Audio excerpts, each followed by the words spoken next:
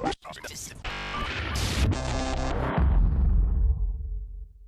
there, and welcome to another anatomy hack. In this video I'll show you how to draw the femoral triangle.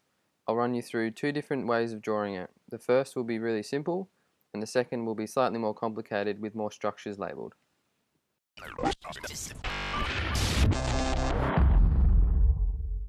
The femoral triangle is a depressed intermuscular space in the anterior medial aspect of the proximal thigh, and it lies immediately distal to the inguinal ligament.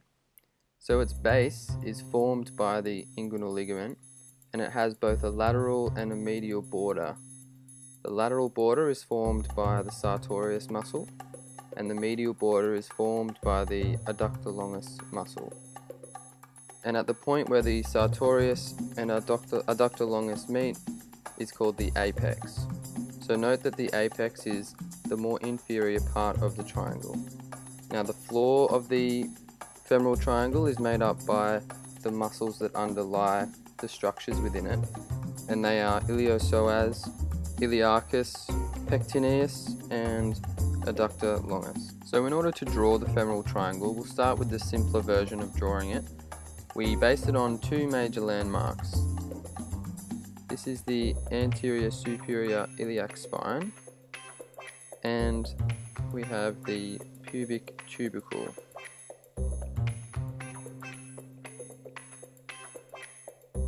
Now in between those two structures, or attaching to both of them, is a ligament called the inguinal ligament. Inguinal just relates to the groin.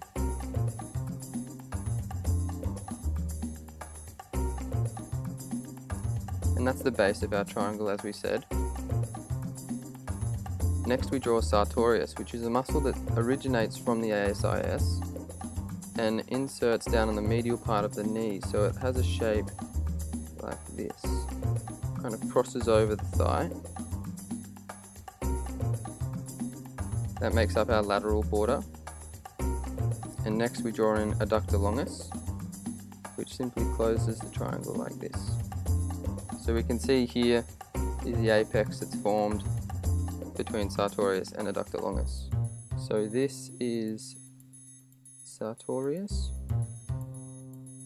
and this is adductor longus.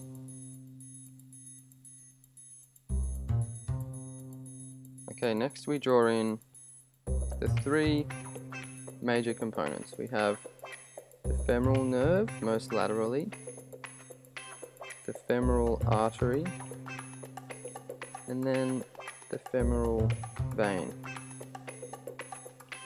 Pretty simple. And we're going to draw in the deep inguinal lymphatics next to the femoral vein, and they're joined together by lymphatic vessels. So depending on how much you need to know for whatever course you're doing, this is the simple version. I mean, you have all the major contents, you have the boundaries and the borders.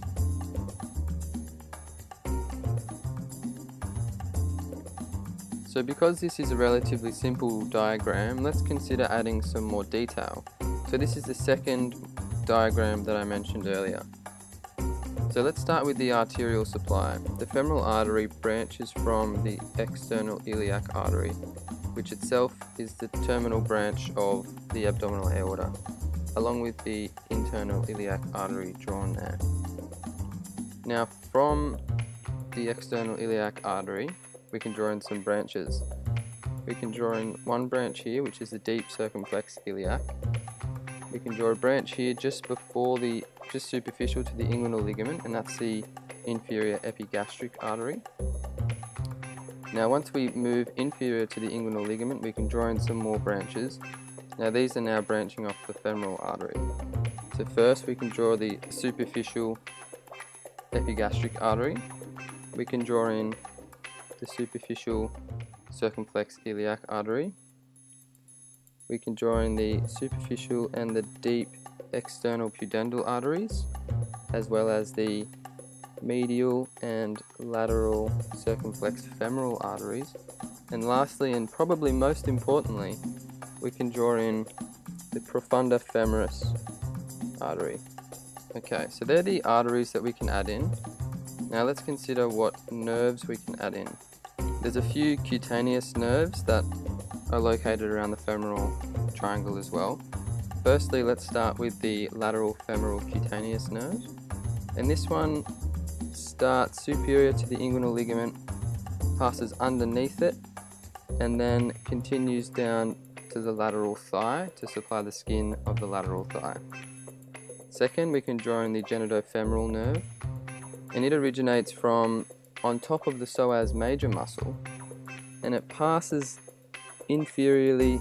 It also goes underneath the inguinal ligament, and then emerges out of the femoral triangle and contributes to supplying cutaneous sensation to the skin of the thigh as well. Lastly, we'll draw two more nerves in, both arising from the L1 spinal nerve. I'll just indicate that there for memory's sake.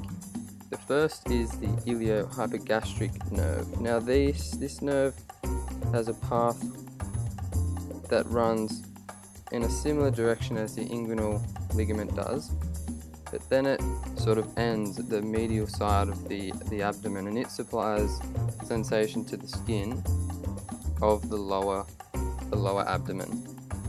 Also arising from the L1 spinal nerve is the ilioinguinal nerve. So I'll just draw that as a little branch here, and it runs a little bit closer to the inguinal ligament. It moves past the inguinal ligament and then dives down into the inguinal or groin region, and that helps to supply cutaneous supply to the medial thigh as well as around the sexual organs. So now let's go ahead and label those arterial branches we added. So I'll just write them as numbers each, and then we'll name them on the right hand side.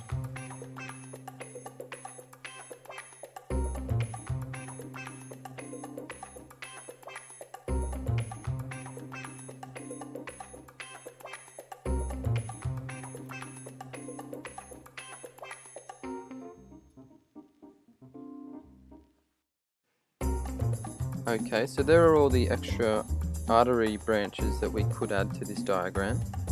Next, let's label the extra nerves that we added in.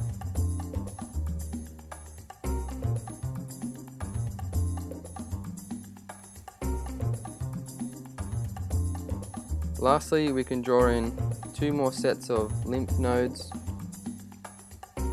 So these are the superior lateral superficial lymph nodes, and these are the superior medial superficial lymph nodes.